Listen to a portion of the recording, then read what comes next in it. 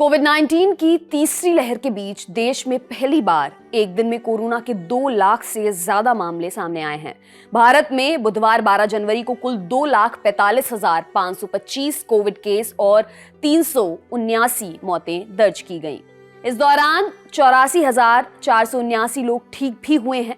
नए केस सामने आने के बाद कोरोना के एक्टिव मरीजों की संख्या बढ़कर 11,17,531 हो गई है। केंद्रीय स्वास्थ्य मंत्रालय के मुताबिक देश के सभी राज्यों और केंद्र शासित प्रदेशों में कोविड की शुरुआत से लेकर अब तक 3 करोड़ 63 लाख से ज्यादा लोग संक्रमित हो चुके हैं। इनमें से 3 करोड़ 47 लाख से ज्यादा मरीज ठीक हुए, जबकि 4,85,000 से ज्यादा मौतें हुई।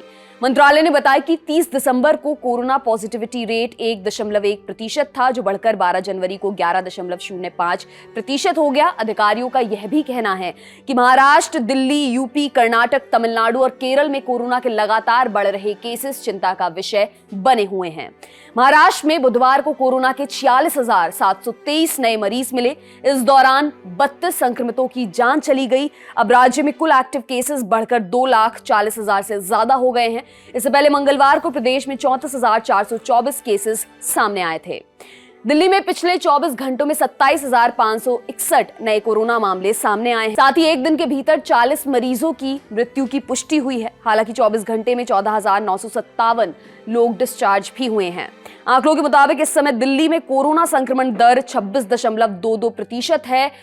इंडियन एक्सप्रेस की एक रिपोर्ट के मुताबिक बीते 4 दिनों में शहर में कुल 97 लोगों की कोविड से मृत्यु हुई है। इनमें 62 लोगों की उम्र 60 साल से कम थी। इन 97 में से 37 लोगों की उम्र 41 से 60 साल के बीच थी। 27 की उम्र 61 से 80 वर्ष के बीच थी और 8 लोग 80 साल से ज्यादा उम्र के थे। इसके अलावा हुई 25 मौतों में 7 नाबालिग और 18 की उम्र 19 से 40 वर्ष के बीच थी।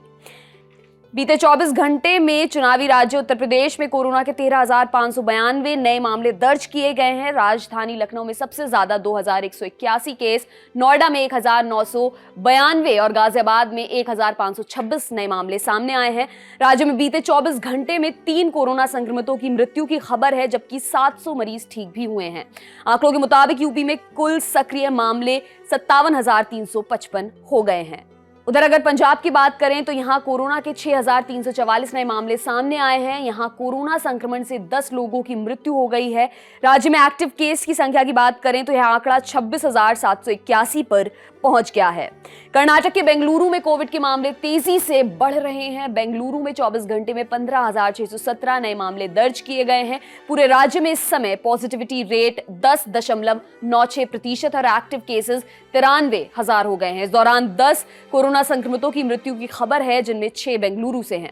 उधर तमिलनाडु में 24 घंटे के भीतर 17,934 केसेस निकले हैं। इस दौरान 19 मौतें हुई हैं। साथ ही आज 4,039 लोग रिकवर हुए हैं। बुधवार को 13,876 सक्रिय मरीज बढ़ गए हैं, जिससे राज्य में कुल एक्टिव केस 88,959 हो गए हैं। केरल में कोविड के मामलों में भारी उछाल देखा गया। बुधवार को यहां 12,742 केसेस दर्ज किए गए हैं। राज्य में अब तक कुल 50,254 लोगों की मृत्यु कोरोना संक्रमण से हो चुकी है। सबसे अधिक 3,498 मामले तिरुवनंतपुरम में सामने आए हैं।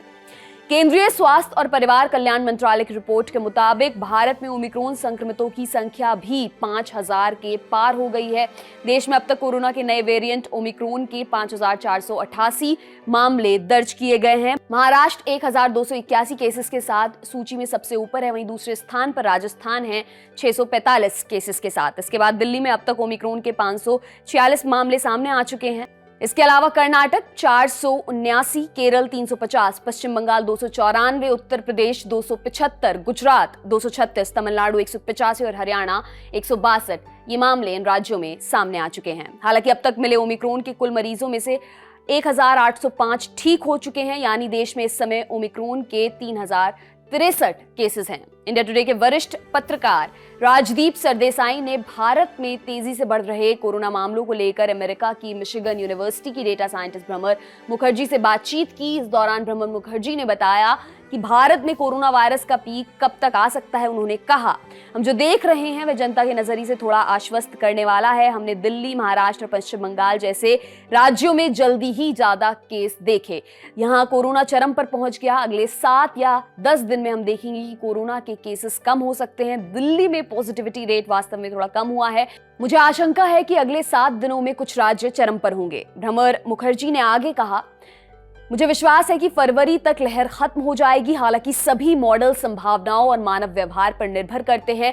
हमें नहीं पता कि गंगा सागर मेले जैसे आयोजन के बाद क्या होगा। हालांकि आंकड़े यही संकेत दे रहे हैं कि यह जनवरी के अंत तक कोरोना की तीसरी लहर पीक पर होगी और फरवरी तक खत्म हो जाएगी।